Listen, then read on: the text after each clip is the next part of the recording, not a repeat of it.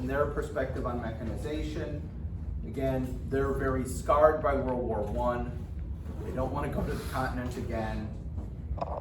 They are starting to think about what to do, and in fact, making some pretty good predictions about when things are going to happen. They're only 3 months off or 4 months off. The other problem the Brits have is they have two different theories of what mechanization should look like. So remember, we've talked about this. Having a tank is useless if you don't have the doctrine. Well, they have two different people writing doctrine. The first is J.F.C. Fuller. Fuller envisions what he calls tank fleets. And these are almost pure tank formations. There's no infantry with them, there's no artillery, it's just tanks. And he thinks we're going to rely on speed, firepower, and shock to achieve victory. That's his vision. Yes, please. Shock, what do you mean? It's like Shock, like, oh my gosh, look at all those yeah. tanks. They're just overwhelm you like that. So that's his vision of what armored warfare is going to look like in the future. So the tanks just sneak up and be underbus, you know? Yeah, them. exactly. But they're just going to overwhelm the enemy like that. Now, Basil Liddell Hart has a different vision for this. He envisions what he calls the all-arms team. It's a combined arms formation, and there's a huge role within this for either mechanized or motorized artillery. Mechanized means tracks, motorized means tires. So that's all that difference is. I'm not worried about it for you guys, but just in case you read it, mech means tracks, motor means tires. That's generally how they think of it. And it emphasizes mobility and protection. Now, neither of them is 100% correct, but ultimately we know now that Liddell Hart is going to be the guy closer to reality. If you just send a bunch of tanks against infantry, or against anything, without any infantry to back them up or anything else to back them up, you're going to get anti-tank weapons, you're going to get later on what we call bazookas or handheld anti-tank weapons, and they're not going to be successful. You have to have infantry with tanks for them to be successful on a battlefield, please. I have a question. Do you remember, in those movies, like when they lack for a bazooka, something like that, to go out the tank, they do like a satchel charge? Satchel charges? So this is basically what, dynamite and that's it? Yeah, I mean, it's some sort of composite explosive. Oh, okay. And but satchel charges really are not good against tanks, other than to blow off tracks. That's about the only thing you can do. Oftentimes, what infantry are most successful at doing is not killing a tank, but blowing the tracks off a tank, and then the tank is immobilized, and the crew have a choice between just fighting to the end or trying to get out of the tank and get the heck out of there. Okay? Until the modern era, and then you've got, once you get into like the late 60s, early 70s, then you get missiles that really truly will kill tanks, without a doubt. Okay? The Sagers and stuff like that in the late 60s, early 70s. So again, this is another one of the problems the Brits have, is they have two visions. So it's not just like, here's what so-and-so says we'll do that. There's two different competing visions as to what the future's gonna look like. And nobody knows which one is right. And it also is difficult because J.F.C. Fuller stays in the Army and eventually becomes a major general. Basil Liddell Hart, after World War I, he looks around, Fuller's got the ear of the Prime Minister and the King, so Liddell Hart says, well, I'm going to quit then. And he becomes a reporter. And he spends the interwar period writing and stuff like that. And so they're more apt to listen to Fuller, while Fuller is less right than Liddell Hart. So that really hampers the Brits. One last thought about the Brits before we move on to another country is the Brits are a very tradition-minded army. To this day, I think no other army in the world has as many uniforms as the British do. If you've ever seen these kind of things like when the Queen died and so forth, all the different uniforms. Every regiment has its own unique uniform, full dress uniform. Okay, it's a very tradition-bounded army. And so when you're trying to innovate in an army that's very tradition-bounded, that's a problem. And so this is a quote from Percy Hobart, who was another big innovator within the British Army. And this is his take on that whole question. COs means commanding officers.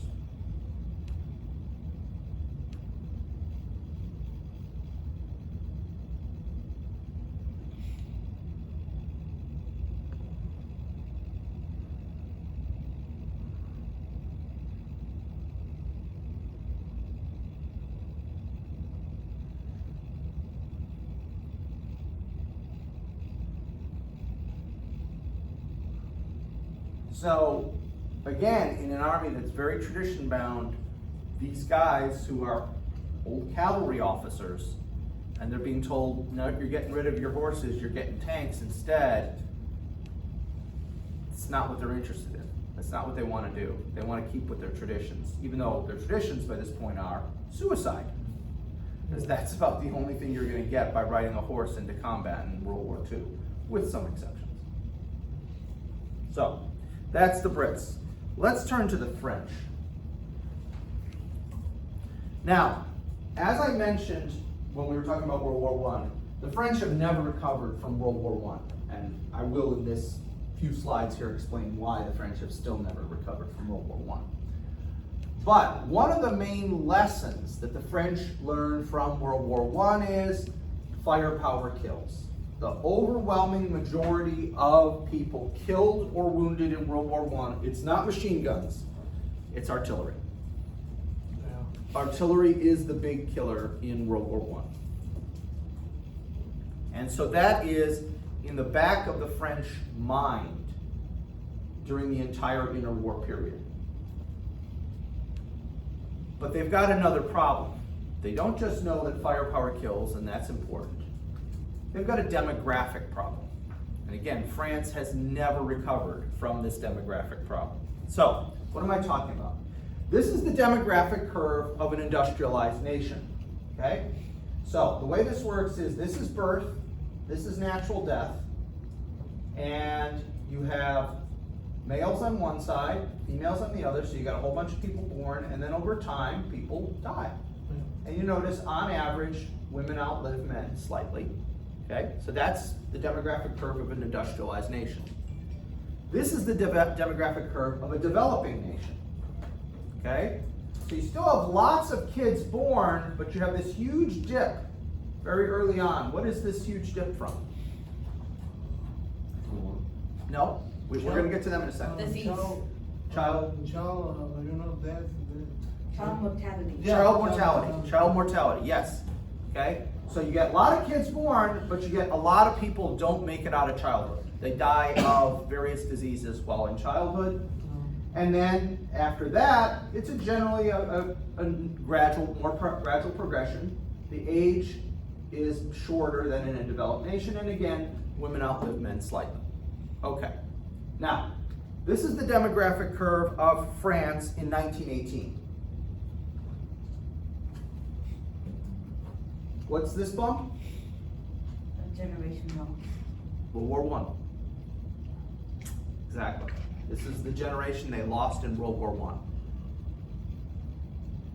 I. Now notice, it is exclusively on the male side because civilian casualties in World War I are negligible. Okay? So this is the demographic curve of France in 1940.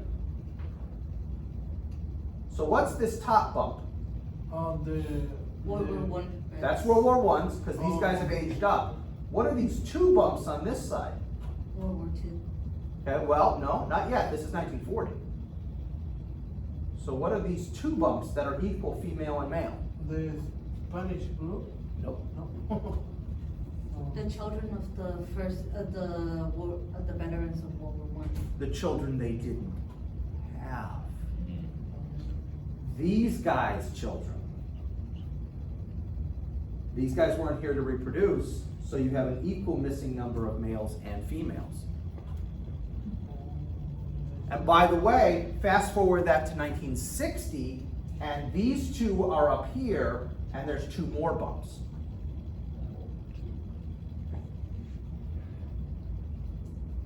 And that continued to today. That has never gone away for the French. They've never been able to alleviate that. Oh, and by the way, 1962 was when the French decided they couldn't hold on to Algeria and had to let Algeria go. Why? They didn't have the manpower. No wonder the French government gave my aunt a basket. And why having a pension system, you've heard about the riots in France because they want to raise the pension system from 62 to 64. The elements of the French social system that we would consider very left-wing, okay, almost socialist in some cases, comes from this. Are you just going to let these women suffer and die in poverty because their husbands are gone? No, you're not. Well, Macron is. Well, When did they crank up the French Foreign Legion? 1831. French Foreign Legions already existed for almost 100 years at this point. Okay? So yes, most of, in Britain and in France and in Germany, much of their social safety network that we as Americans consider too much, or many of us do, is a result of World War I. You can't let the children and the wives of these guys just starve and die. You got to take care of them. Well, after a generation of being taken care of, are you going to tell their kids or grandkids, well, no, you can screw you. I don't care about you. But your grandpa, I love him.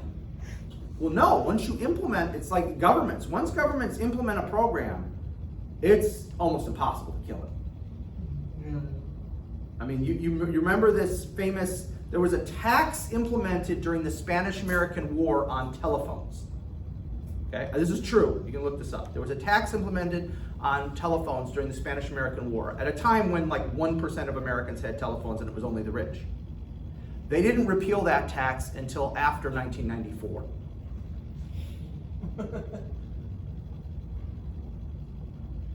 Because they implemented it and everyone kind of forgot it was there. Yeah.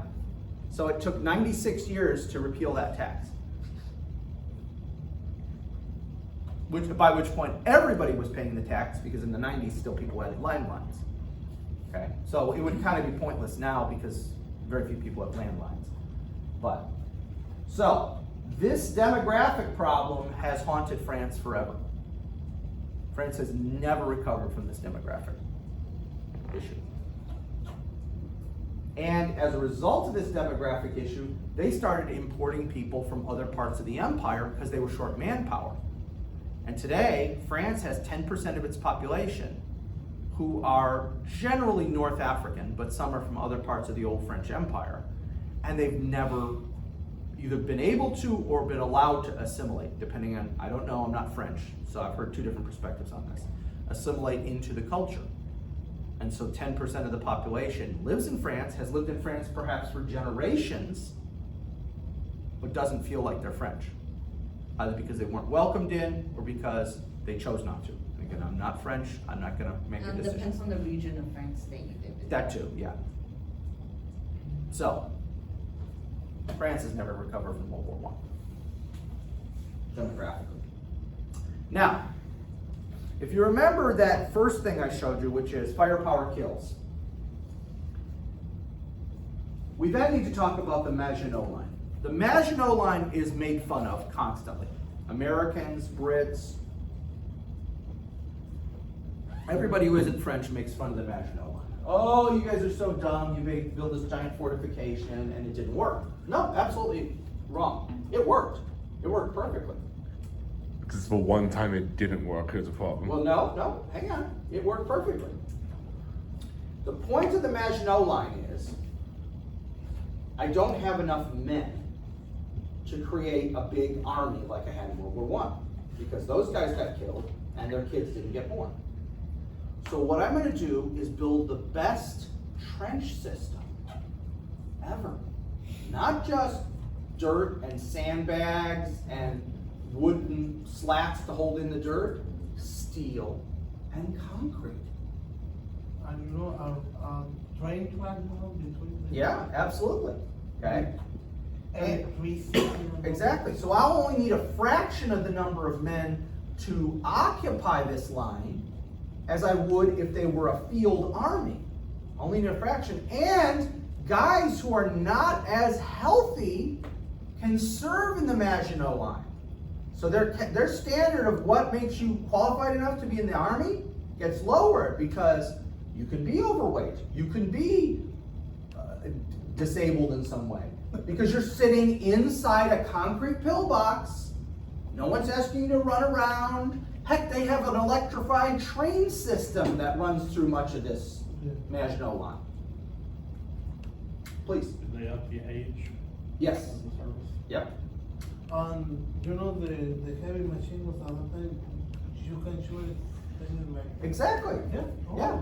You don't need to be as healthy. You don't need to be in as good of shape. You could even be partially disabled. There are World War I veterans missing legs or arms. They can still serve in the Maginot Line. Yeah, whatever. Yeah. By the way, Maginot is the name of the French Minister of Defense when the bill first gets passed to build the Maginot Line. He lost a leg at Verdun.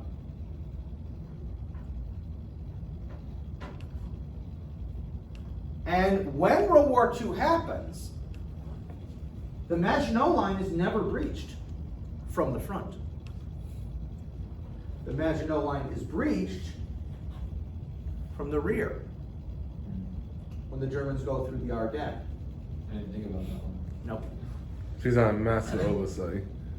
No, not really, because the whole idea was we're going to have our mobile army up here and a static army here. And again, nobody thinks that the Ardennes is passable. And before you make fun of the French in 1940 for thinking it's unpassable, you remember this thing called the Battle of the Bulge? The reason the Battle of the Bulge happened is because we put an infantry division in there that was green and had never seen combat. We had them holding a front the size of a corps. And we figured, it's not like anybody's going to come through the Ardennes. They just did 4 years earlier. That's how stupid we were. In fact, I would put more blame on us than the French, because nobody had ever gone through the Ardennes before in their history. We had seen it happen 4 years earlier, and we smacked the 106th Infantry Division in there, green unit, no combat experience, put them in an area that a corps should be occupying, and then are shocked when the Germans come through. So it's like the time Hannibal bought war elephants from a mountain? Yeah, it's kind of like that, okay? So, no, the Maginot Line worked perfectly. It did exactly what it was supposed to do. The Germans did not come through here. They were able to have a large enough mobile army that was here. But the Germans did something that no one could do. Well, they could, as it turned out. They crossed for what part? The Ardennes is in Luxembourg. Oh. And it actually bleeds over into Belgium, but it's like in this area right here. Ooh. And again, this is not just a few bunkers, guys. This is basically an underground city. And this all still exists because they didn't dig it all up. It just wasn't worth the effort. And you can go, if you go to France, you can do a tour of the Maginot Line. Most of it's been closed off and sealed up because they don't want people getting lost in there, because you could literally get lost in there and die. But there are certain sections that are open, and they give tours and show you around. But yeah, it's ginormous. Reminds you of the underground caverns and was it the catacombs in France? Yes. Oh my God, never go in there. It's creepy as heck. All the skulls and everything, yeah. French love underground tunnels. Yes. So again, it's huge. It's amazing, really. One last thought for the French. And the quote I'm going to show you is from a guy named Marc Bloch. Marc Bloch was a guy who served in World War I. He rose to the rank of captain during World War I. And after the war was over, he stayed in the reserves, but he was in like what we would call in the Army the individual ready reserves. So like you're not actually drilling, you're not actually going to meetings. You're on a piece of paper somewhere in case of an emergency. And he decides to become a history professor. So he goes to graduate school, gets his PhD, becomes a history professor, and then he gets called back up for service in World War II. Well, he's still a captain. The joke he made is he was the youngest captain in the French army in 1918 and the oldest captain in the French army in 1940. That's the joke he would tell. Mark Bloch serves in the 1940 campaign. Then France loses. He joins the resistance. He is Jewish, so he has to manage to smuggle his family out of France into Spain so they don't get rounded up for the Holocaust. And he is arrested right around the time of D-Day and unfortunately dies before the liberation of France. He's sent to a concentration camp and dies there. But while he is in the resistance, he writes a book. Without any resources, he can't go to the archives, he can't do any of that. He writes a book, and it is about the 1940 campaign called Strange Defeat. And so it's a brilliant book. The guy was a brilliant historian. And this is one of the quotes he has from the book about what really happened in 1940 and what was going on there.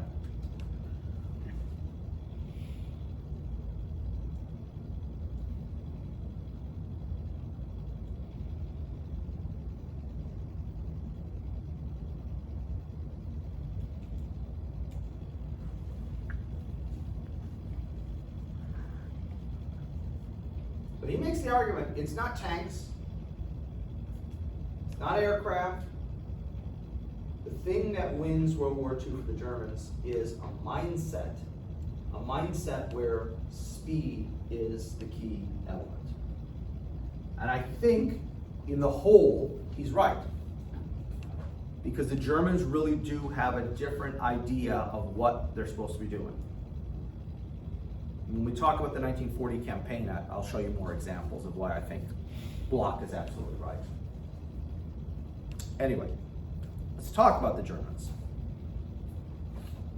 So, after the war is over, World War I, the German General Staff has been banned, but as I told you, they really still existed. They just changed their name and kind of hid. The chief of the General Staff is a guy named von Seeckt, or Siecht. I don't know German, so I don't know. I'm going to say Secht. It sounds better. Siecht sounds weird. Von Seeckt gets together a series of committees to do what we call an AAR, an after-action review of World War I. And he says to the committees, you are going to go through the war and provide short, concise studies on things we should have gained experience on during the war. And he has 4 points that he wants, okay? Number 1, what are the situations that happened that we had not considered before?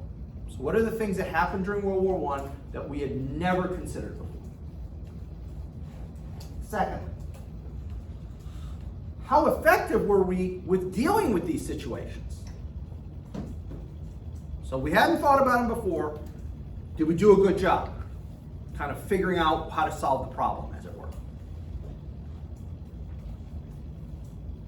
What new guidelines did we have for the use of new weaponry? Because there was new weaponry in World War I. Did we do a good job with the weaponry?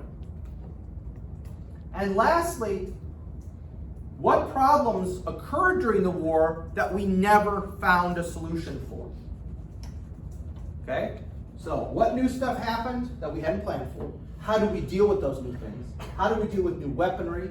And lastly, what problems existed during the war that even by the end of the war, we weren't able to figure out? That's what he asks them to do. And this is where, again, the German General Staff is actually doing its job. This is what you do. You evaluate yourself. Like, I'd love to see an AAR for our war in Afghanistan or our war in Iraq. It wouldn't be pretty if it was honest. But I'm pretty sure that never happened. And it's never gonna happen. No. Because we don't have a real we don't have a real general staff. I said German general staff. We don't have a real general staff that will do this kind of thing. And God forbid any generals take responsibility. I'm rereading Hell in a Very Small Place about the siege of Dien Bien Phu from the French in Vietnam in 1954. And at one point, the artillery commander at Dien Bien Phu is so ashamed that all of his predictions and everything were so wrong that he goes back to his quarters and kills himself with a hand grenade. Now, I'm not advocating American generals commit suicide.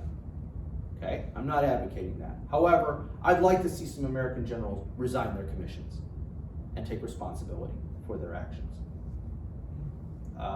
To my recollection, that hasn't happened since Ever. Civil War. Thinking Civil War. I might be missing one in the World War II that I just never heard of. But I'm thinking the Civil War. Anyway, so they went out, they looked at these problems, and they came back. And what did the committees find? They had 6 major points. When they looked at everything, they came up with 6 major points. Number 1, maneuver matters. Basically, the minute we stopped maneuvering in 1914, that was it. When we all started digging in, it was over. Effectively, we were never going to succeed. Not the way we wanted, because we quote unquote won World War I. But if you want to talk about a Pyrrhic victory, the French in World War I is a Pyrrhic victory. Yeah. They won, but another victory like that, and the French nation would have ceased to exist. Okay, so maneuver matters. Number 2, we have to have an offensive mindset. Now, you might say, wait a minute, you had an offensive mindset, and that's why you kept getting slaughtered. Okay, good point. So, you got to take that with a grain of salt. But, again, it's got to be in the back of your mind. No matter what, you have to be offensive. We have to decentralize command and control to the lowest possible levels. Prior to World War I, in almost every nation in the world, the company, nobody less than a company commander made any decisions. And a company commander is usually a captain. So the attitude in almost every army in the world was, if you're less than a captain, you're really there just to take orders, not to make any decisions. And what the Germans realize is, no, we cannot do it that way anymore. We have to have lieutenants and sergeants and even corporals and maybe even privates make decisions if the circumstance warrants it.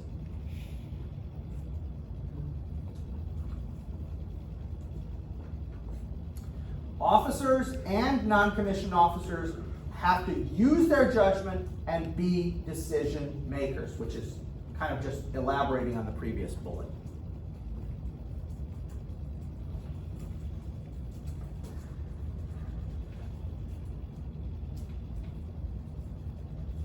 Okay? And hand in hand with that, they have to take the initiative. If they see an opportunity, but that wasn't in the plan, we have to trust them to use their best judgment to take that opportunity. Now you got to remember, this is a European army coming out of the 19th century. They don't trust anybody less than an officer because they're all just de facto peasants. I know they're not really peasants anymore. That's been abolished hundreds of years ago. But that's the attitude. I mean, heck, the number of officers in the American military who kind of look at their enlisted people with disdain is ridiculous. Oh, yeah, there are officers who look at their enlisted people like they're Frederick the Great's scum of the earth. Yeah. But why I mean it's ridiculous? This is a country, built by all kinds. I'm with you. You're not arguing with me at all. You know, I don't know, like aristocracy in the. No, we don't have that. But the attitude among some officers is, complete disdain for their men. It's called tradition dies. No, it's the idea because they're college educated, they're smarter. Right, right. And if you haven't met any dumb college graduates, you will. I won't even tell you the number of dumb PhDs I know. Like, how do you graduate?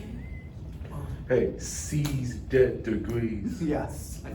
Actually, I'm worth it. for history majors, D's get degrees. Ooh, I don't even want to know that. No. That means there are people I'm giving D's who might actually graduate with a bachelor's degree in history. Oh, I'm so sorry. And they go on to teach the next one. Ah, stop it.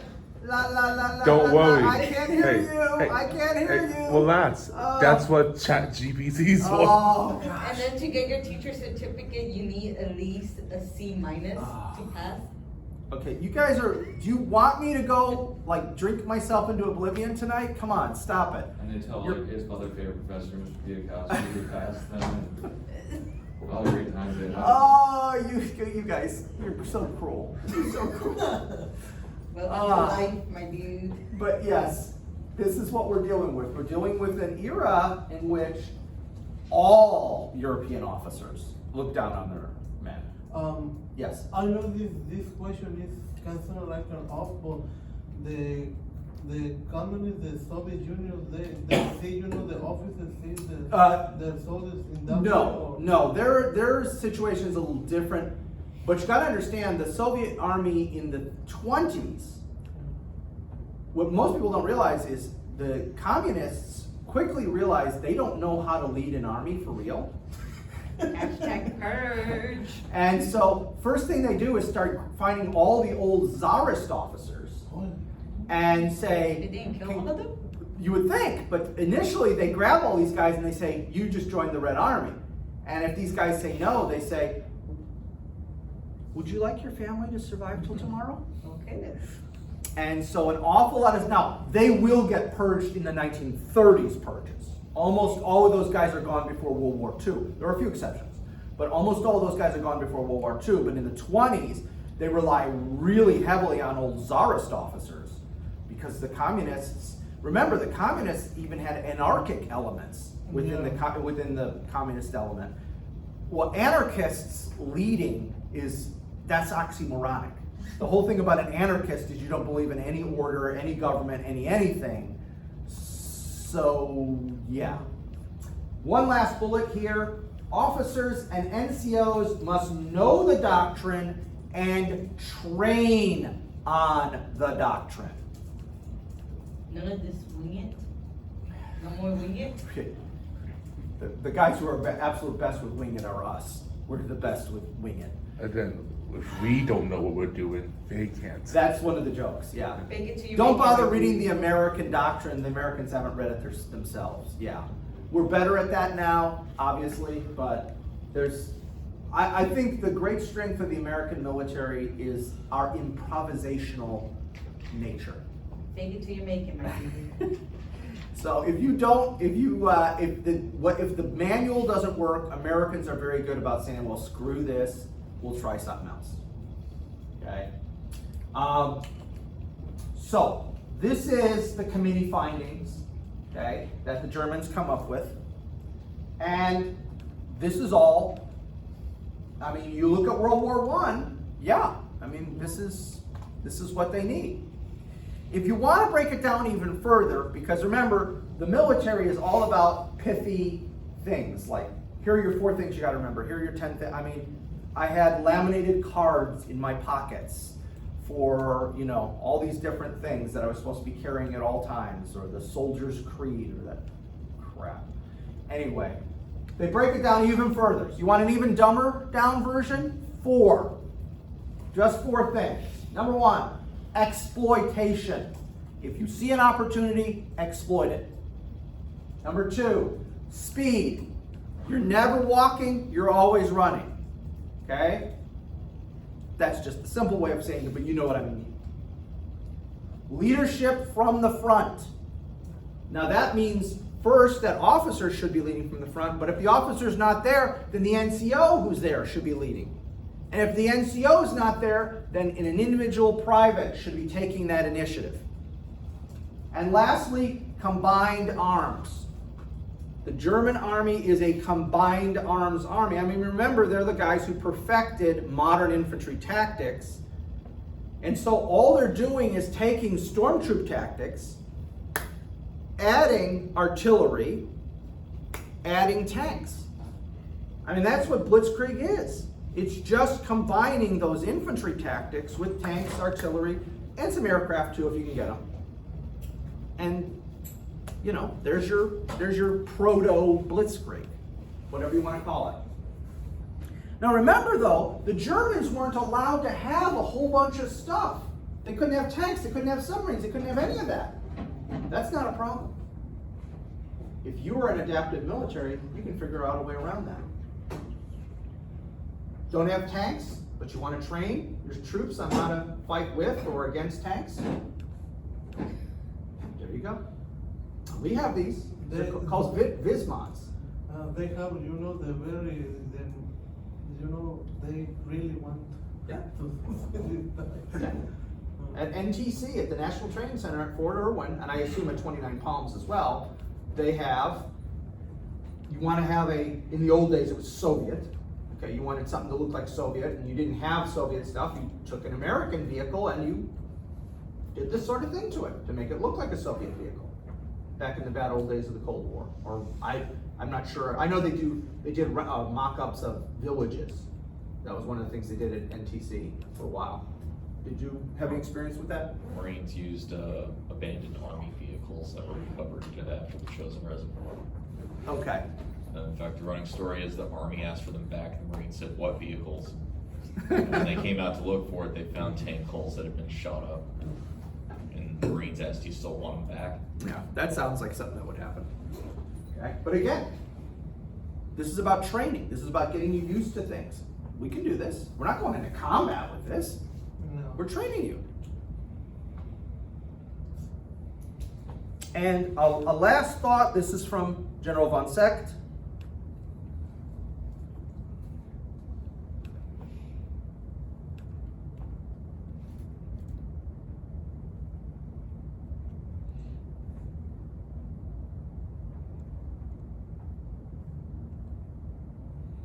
And I would say, when you look at the German army in 1939, 1940, and 1941, that's largely what you get. Now, starting in 1942, things get really ugly on that Eastern Front. We'll talk about that later. But for the first 3 years of the war, Stalin. yeah, you get this. You really do. The Germans do a very good job of this.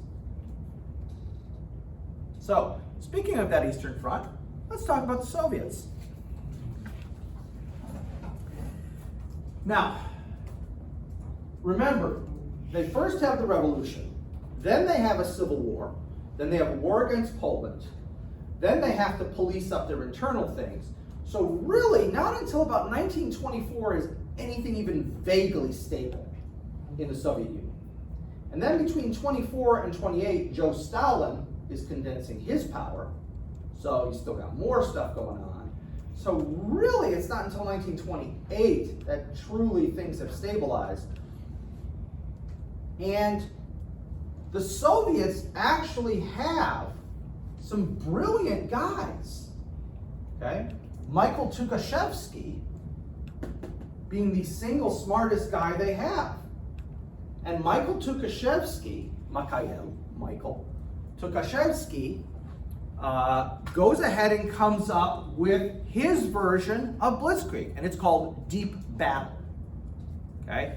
Deep Battle is basically the Soviet version of Blitzkrieg. It's a little different, it's not exactly the same. I mean, the Soviets emphasize things they're better at, etc. But they have their version. But the problem is, in 1938, when Stalin begins his purges, his big purges, because he'd been doing little purges from 1924 onward. But in 1937, 38, 39, he does a major purge. And the smartest man he has winds up with a small caliber bullet in the back of his head. He killed him because he was too smart for his own. Oh my. When you look at the guys who get purged versus the guys who don't, and we'll talk about this when we talk about the Eastern Front, the dumb guys don't get purged. Well, they're a bunch of yes men. That's Those guys why. don't think. Yep, dumb guys don't think about taking over. That's They just think about doing whatever they're told to do. Yes, sir, yes, sir. That's Okay. why Stalin died. Yep. You know, one of those guys, they didn't brush, they was a very good dancer. Yes. Yes, he's very nice. I don't know how that, ability to make this one. The Soviets and the Japanese had a little border conflict in 1939. And it was the first time the Soviets had really gotten a chance to use all their mechanized toys. Okay, it's a place called Kulkin-Gol. It's also called Nomohan. Nomohan is the name of the village. Kulkin-Gol, I think, it's the river. It's the river. So Japanese call it one thing, Soviets call it the other. And the Soviets discovered their stuff worked really well. But what they didn't realize is that the Japanese army was arguably the least mechanized major army in the world. They still had wooden boats. Yes. Well, the boats had wood on them. Yes. So the Japanese were a great infantry army, but what the Japanese weren't good at is tanks and stuff like that. So when the two clashed, the Soviets just absolutely slaughter them, okay? And that gives the Soviets a false sense of security. Like, okay, despite the fact we shot all these generals and everything, bless you, we're good. You know, we're fine. We just whooped the Japanese in this little border conflict. Nothing to worry about. But they fought, of all the big armies in the world to fight, they fought the one that was least prepared for tank warfare. So they got a false sense of security as a result of that. Please. And also the Japanese army, by the lack of, armor, they use the infantry like tanks. I mean, they had to envelop Yes. the enemy. Yes. Which is usually the tank. Right, yeah, so they try and use infantry in place of that, and infantry against tanks without anti-tank weapons, because that's the other thing. The Japanese didn't have a lot of anti-tank weapons. They didn't have a lot of tanks, nor did they have a lot of anti-tank weapons, and they get slaughtered. I mean, it's just ugly. And so this will be an unrealistic thing. It'll create unrealistic expectations for the future. Well, it serves to, keep up the Japanese. Yeah, well, the thing that comes out of this, though, okay, so a little side note, this is exactly what you're talking about, is the Japanese realize, oh, yeah, we don't want to fight the Russians. So that, there's always second and third order effects to every decision you make. So they have this little border war. Soviets go, we got nothing to worry about, we're awesome. Japanese go, oh boy, we don't want to fight the Soviets. Let's fight the Americans instead. Yeah. So this is one of those unintended consequences, because the Japanese Navy wanted to fight the Americans, the Japanese Army wanted to fight the Russians. And the Japanese Army was the stronger of the two services. So this happens, and then the Japanese Army kind of quietly says, hey Navy, were you talking about fighting the Americans? I think we'll go with that. Okay, because they don't want to admit they did anything wrong. So it's just like, yeah, we rethought it, we're going to go with your idea. Yeah, sounds like a good idea. So the irony is, had this border clash never happened, had the Japanese waited until the Germans invade the Soviet Union and the Soviets were desperate and had pulled most of their army out of Asia, this is where you get into those what ifs. This whole thing could have untangled itself in a different way. And we might not have been brought into the war, or at least not as early. If most of the Soviet troops who were here had been sent to help on in the western part of Russia, then when the Japanese invaded, they would have had no resistance. They would have just run right through. Again, whole different war. World War II is totally different at that point. But it didn't happen. If you want to think of one thing that saves the Soviets in World War II, it's this. This is the T-34. Arguably their best tank of World War II. It's a medium tank. It's not a heavy tank. Some people will say it's a heavy. No, it's not. It's a medium tank.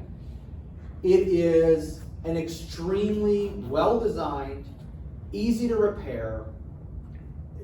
I mean, it's just a great tank. Now, do I want to be inside one? Absolutely not. It's claustrophobically small, and it's not. Is it the term ergonomic? Yes. Aerodynamic? Ergonomic, yeah, it's not ergonomic. There's sharp edges all over the place. I don't think any tank is clinically spacious. No, but I'll tell you what, there's a huge difference between a Western tank and a Soviet bloc tank. Define small, because I can fit in small spaces. How tall are you? 4'11". You would be comfortable in that. Anybody above 6'3", whatever. no, you don't wanna. Like, I can fit in the gym locker room Yeah. with the door closed. Wow, So- okay. Yeah, you do not wanna, anybody over about 5'4", 5'5", and 6 feet, forget it. No. It's extremely claustrophobic inside. Yeah. And also the biggest issue is like when the turret, turn around, the officer have to turn. Yeah. They- Again, it's not, It didn't have the basket like the. Right. turret with the- right, it's an extremely well-built, easy to maintain, all that, but it's not designed for humans. That's what one historian I read said. It's a great tank, it just, as long as humans didn't fight in it. Speak for yourself. Oh, sorry. But no, it's not a comfortable situation, but it's got sloped armor, it's got wide tracks, it's got a very small, what's that called? Or pound to ground ratio. I figured there's a term for it, I've screwed it up. But it's a great tank, and they just happened to have designed it right at the time they needed it. So this is another one of these, because this is the Soviet Union. You don't know. I mean, maybe somebody says, "Nah, we don't need this," and they never design it.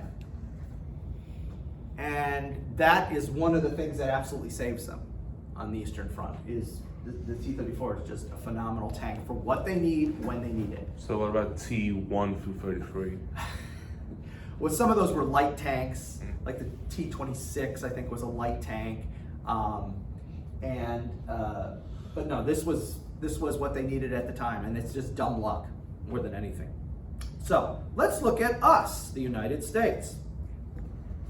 Now, the piece of legislation that defines the American Army during the 1920s and 30s is the National Defense Act of 1920.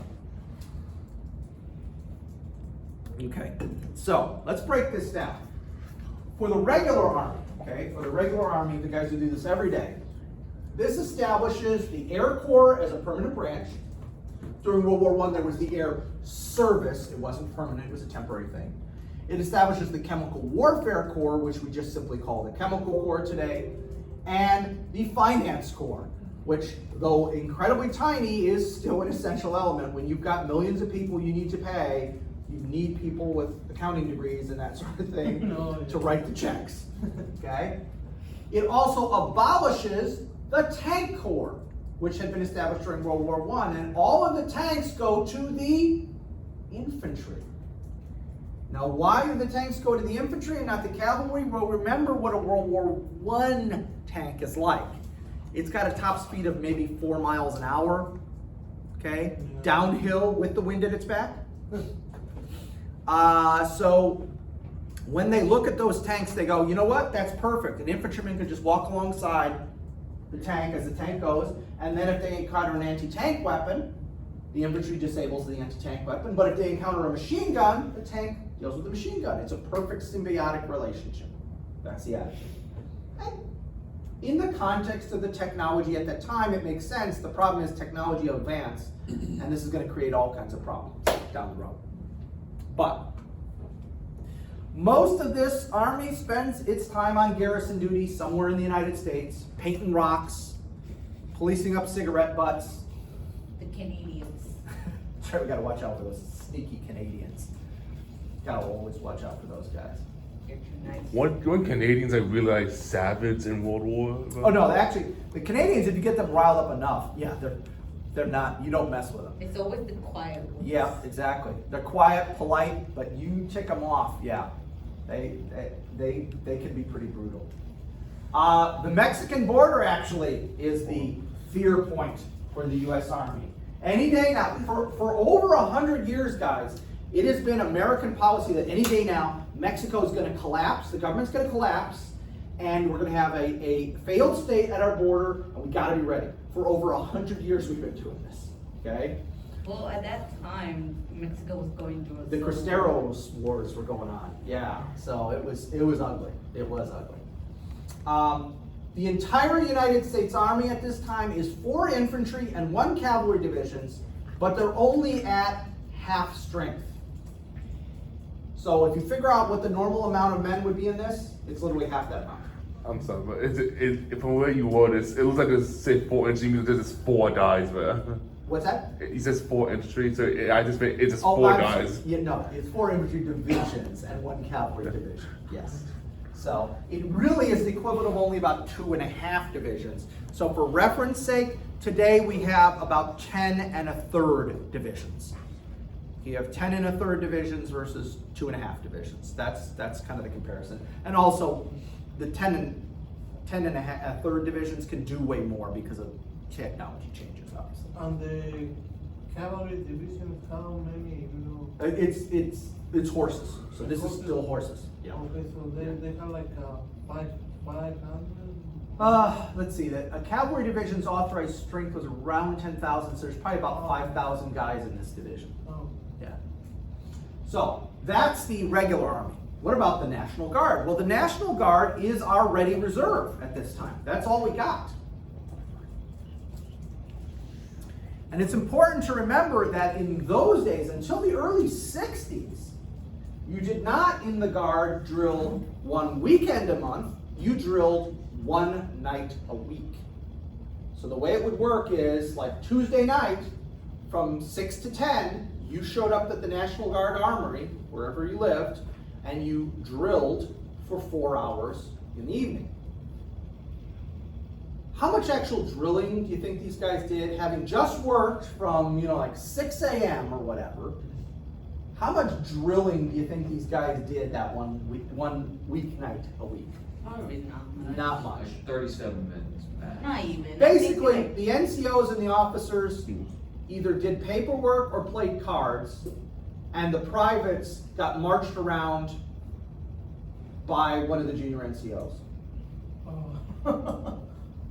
So Or- basically, high school marching band. Yeah, or they practiced with their rifles but with no bullets. So High school marching they band. set up targets and they had them practice taking aim. Don't pull the trigger, squeeze that trigger, and all that kind of stuff. Okay. They did do this 2 weeks in the summer. They still did the 2 weeks in the summer, but it was 1 night a week. And from a national security standpoint, I'm glad we changed that. We changed it during the Kennedy administration. From the point of view of a guy who was in the National Guard, boy, I would have loved to have served in this National Guard as opposed to the National Guard I served in. The entire National Guard at that time was 18 infantry divisions, all at half strength. So it's the equivalent of 9 divisions. So between the active and the Guard, we have the equivalent of 11.5 divisions, and 9 of those have only met 4 hours a week for years. We just fought a British war in history. Nothing could ever possibly top No, that. exactly. It was the war to end all wars. Come on. We're not going to have another war. We've got one more group, though, the reserve. In 1916, the Army Reserve was created. So this is brand new, okay? It was officially called the Organized Reserved Corps, okay? I don't know why you don't want to know that, but just because you want to know that's what it was called. And you'll sometimes see pictures of guys, and on their officers, on their collars, they'll have ORC.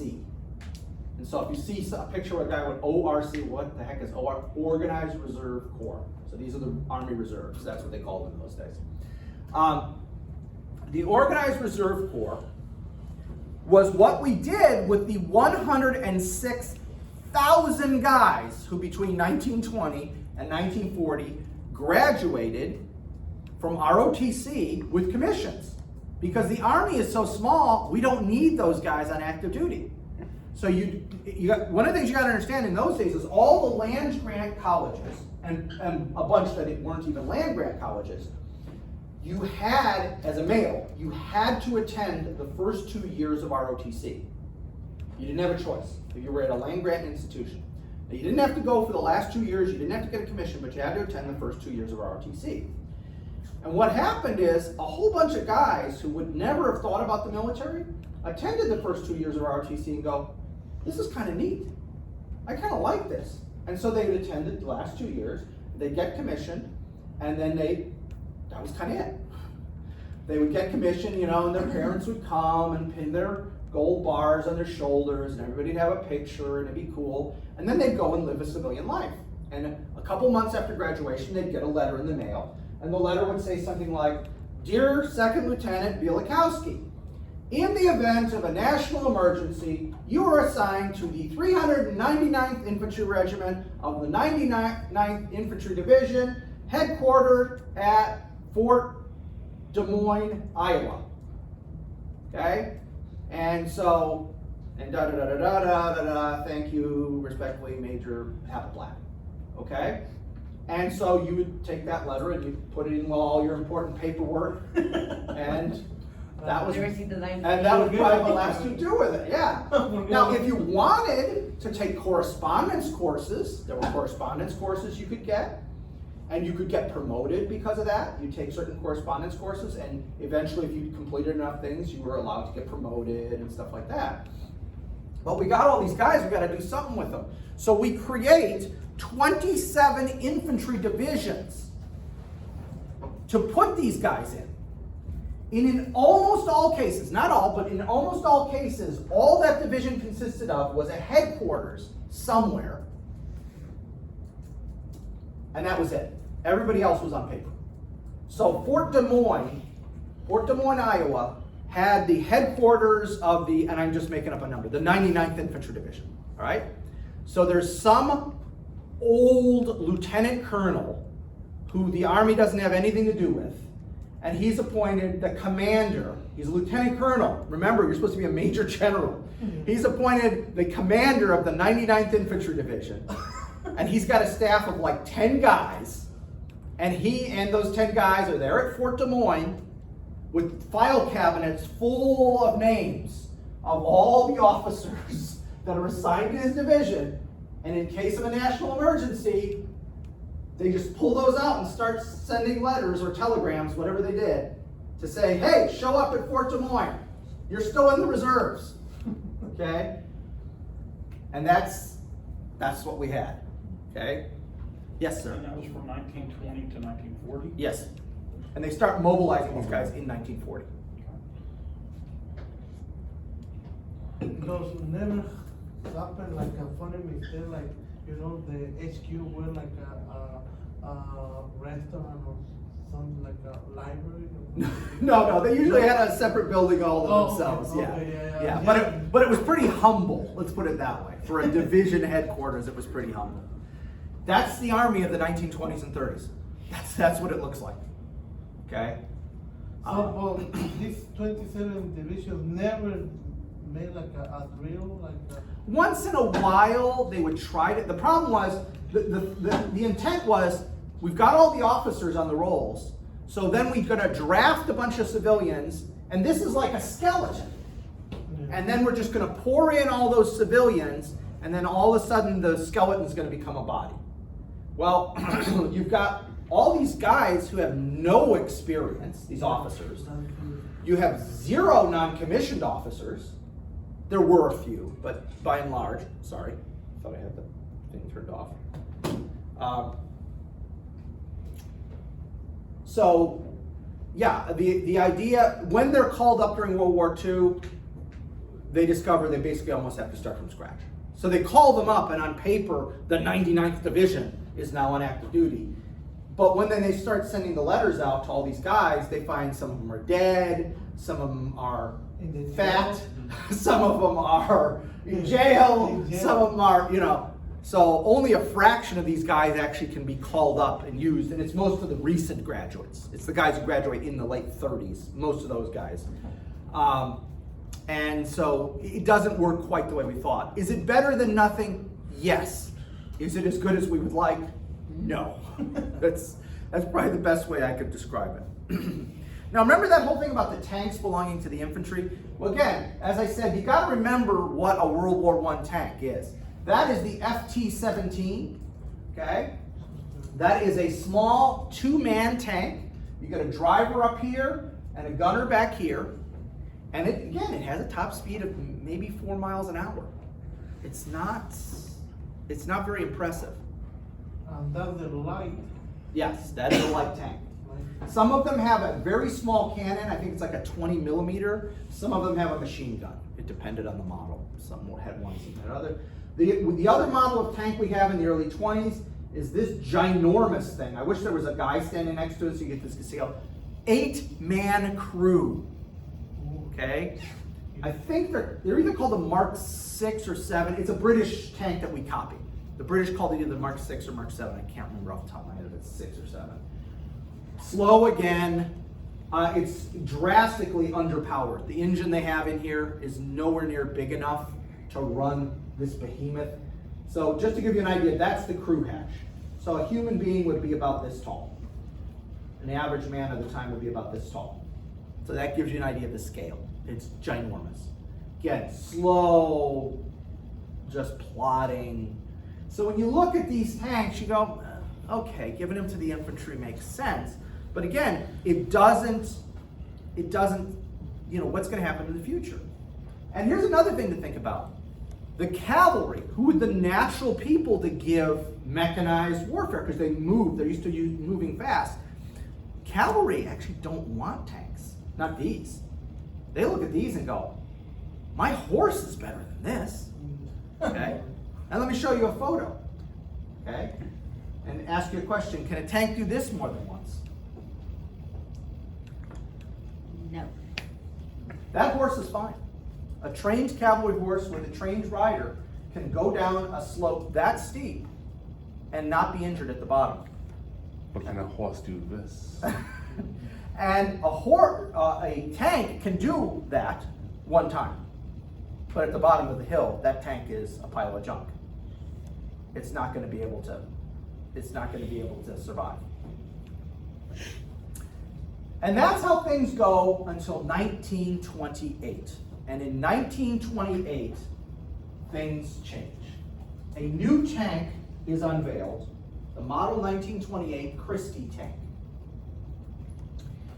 This tank is capable of 40 miles per hour on road.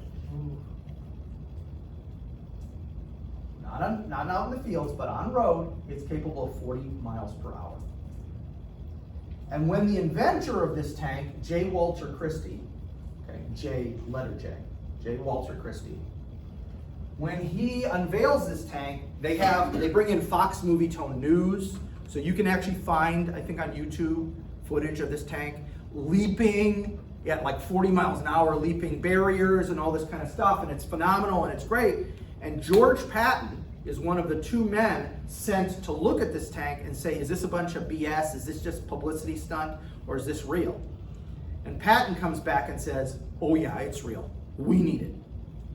This tank starts to change the mindset of the Army and specifically the cavalry, like 40 miles an hour. Now that's interesting. Now, you got to understand something. The reason it can go 40 miles an hour is the armor is like that thick, okay? So if you had it as a real combat vehicle, it wouldn't go 40 miles an hour. But let's say we cut that in half, 20 miles an hour? Well, that's still, in 1928, that's still really impressive, okay? So the Army buys 3, and they test them. In fact, they test them so much they destroy them in the process of testing them. And then the Army comes back to J. Walter Christie and says, we love your tank. Here is the list of changes we'd like you to make, and then we're going to buy a whole bunch.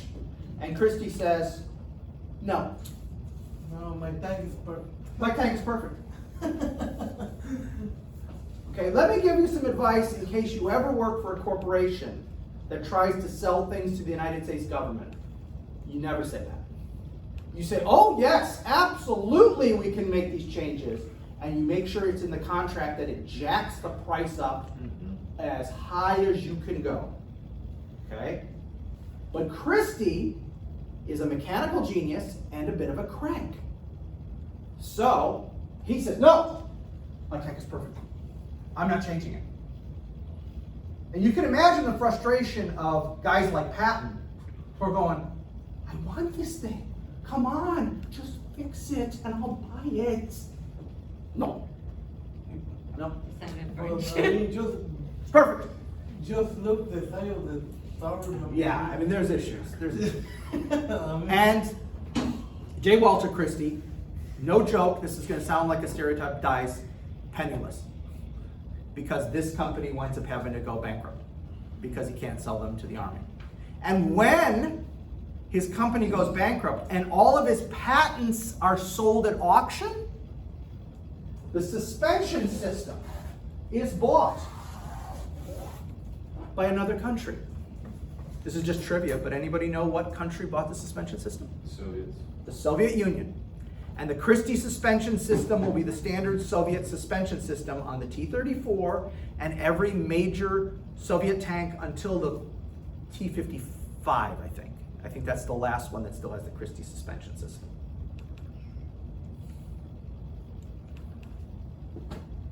But Christie did it to himself. Now it's a loss for us, but ironically, it's not the Army's fault in this case. I'm so used to blaming the Army for everything. This is a rare case where I gotta say, actually the Army wanted to buy the thing. It's Christie's fault.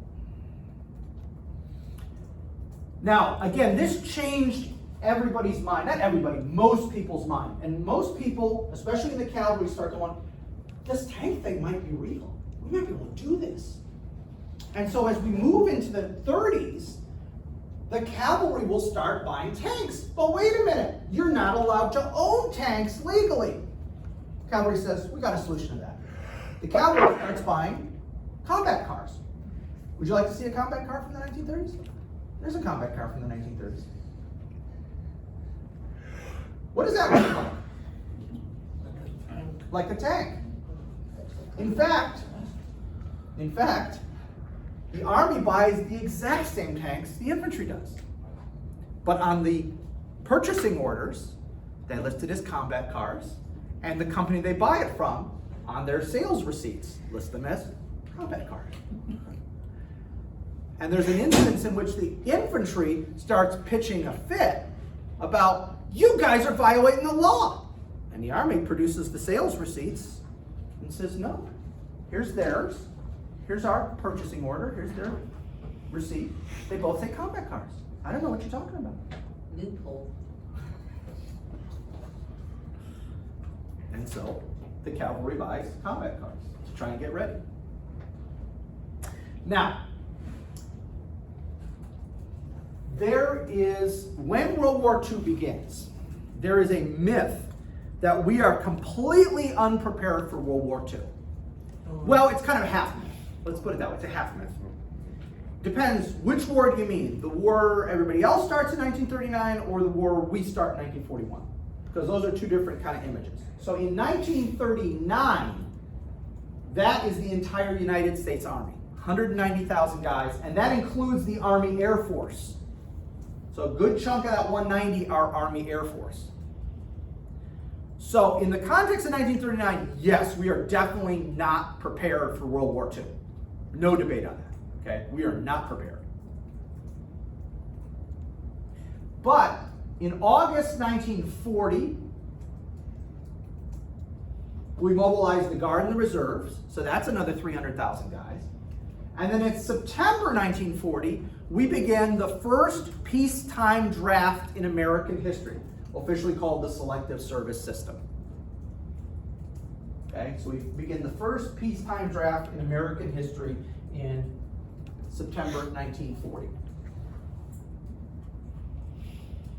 So by December 1941, the Army is 1.6 million men, again, including the Army Air Force. So were we ready in 1939? No. However, the myth that when the Japanese attack us, we're just completely unprepared and we're completely unready, I don't buy that. We had gotten quite a bit ready. I mean, almost 10 times the size. And that's just the Army. I'm not talking about the Navy, the Marine Corps, etc. okay? By 1941, we got 1,000,006 guys. We've got 4 field armies, 9 infantry and 1 armored corps, 27 infantry, 2 cavalry, and 4 armored divisions. So again, by December 7th, 1941, when the Japanese attack us, we're not babes in the wood. We're not, oh, we couldn't see anything coming. No, clearly we saw something Hold coming. on, hold on. Where do you get all the money for this? I did like them with depressing, right? Well, you just start borrowing money, like we do now. Oh, so this time we're borrowing money from Europeans. Mm-mm. We're borrowing it mostly from ourselves. I mean, that's one of the myths even with the current debt, which is what, 31 trillion or some insane number like that. Most of our debt, there's this myth that, oh, like the Chinese hold our debt and they can bankrupt. No. Most of America's debt, even today, is in America. It's held by banks and individuals in America. So do the Chinese have a good chunk? Yes, but from the last I heard, they only have like $1 million or one or two. Actually, in terms of foreign debt, we're mostly in debt to Japan. Yes, they're the largest. Yeah. Yeah, that's right. Japan has more of our debt than any other single nation. The Brits have a chunk, the Chinese have a chunk, but the Japanese are the #1 debt holders of our debt. But most of our debt, like 80-90% of our debt is internal. Okay, it's not external. Which, because I know nothing about economics, always makes me say, well, why can't we just forgive ourselves? Come on. Just forgive ourselves. Give ourselves a good hug, forgive ourselves, and let's move on. Let's not hold on to old grudges. The government doesn't want to forgive student loans, so. What is the debt, but numbers on paper, right? That's right. So It's all on paper. Let's Money, gold, it's all made up. Well, no, not the gold part. That's real. A shiny rock has more intrinsic value than a cup of water. That's good. I want to point out one last thing. The Command and General Staff School, as it was called. I taught at the Command and General Staff College. They just changed the name at one point. I thought you'd find it amusing. What were they teaching the very last class before World War II broke out at Fort Leavenworth, where I taught for 12 years? What were they teaching those officers? Okay, the year before World War II broke out. These were the 4 main subjects they taught. Instruction on World War I style infantry division fighting, 198 hours. That's really exciting. Yeah. That had to be scintillating. Equitation, 31 hours. What's equitation? Horses. Horse riding. That has to be. 31 hours of riding horses. 29 hours, yes. Only 29 hours on tanks and mechanized units. And last but not least, only 13 hours on aerial operations. So here are, quote unquote, the best and brightest. These guys are majors, captains and majors, who are going to be colonels and maybe even young general officers in World War II. And that's what they're learning about.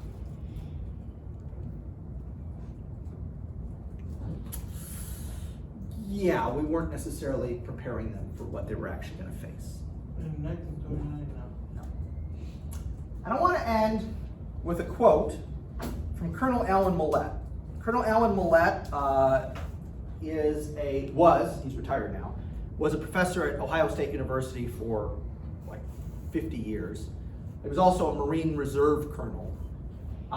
And this was his take on Army transformation in the 1920s and 30s. We were really good at maneuvering. Oh, the U.S. Army was so good at maneuvering. We maneuvered the daylights out of stuff. But that whole actually having to kill the other side, actually clash with the other side, and when we get to North Africa, starting in November 1942, we discovered Dr. Millett was actually completely right. Really good at maneuvering, but the minute somebody started shooting, it was like, whoa, hey, that's not supposed to happen. Okay, and we don't do too well in North Africa initially. We compensate for it, but not initially. Okay, so that's it for this lesson. Again, Monday, we're gonna have our exam starting at 6 p.m. for 24 hours. It'll open to 6 p.m. Tuesday. We'll have our normal class on Monday, okay? We're gonna have our normal class on Monday, and we're just gonna start Navy, is what we're gonna talk about next. Naval aviation in particular.